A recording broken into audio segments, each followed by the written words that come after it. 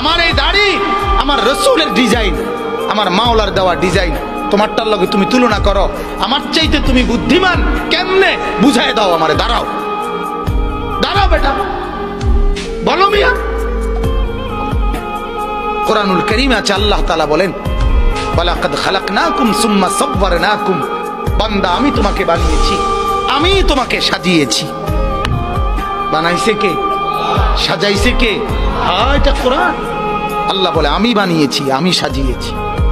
আমার সাজের চাইতে উত্তম সাজ হইতে সিবগাতাল্লাহ ওয়া মান আহসানু মিনাল্লাহি সিবগা। আল্লাহ বলেন বান্দা আমি মাওলার রঙে রঙিন হও, আমি মাওলার রঙের চাইতে উত্তম কোন রং ঢং আর হইতে পারে না। যদি বলেন মাওলা কোনটা আপনার রং, কোনটা আপনার ঢং, আল্লাহ বলবেন লাকাদ কানা লাকুম ফি রাসূলিল্লাহি উসওয়াতুন হাসানা।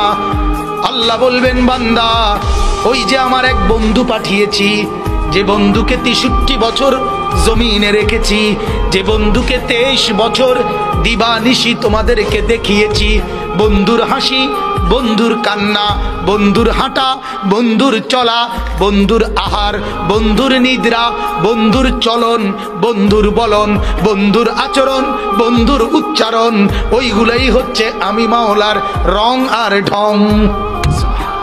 সে বন্ধুকে মুহাম্মাদুর রাসূলুল্লাহ সাল্লাল্লাহু আলাইহি ওয়াসাল্লাম।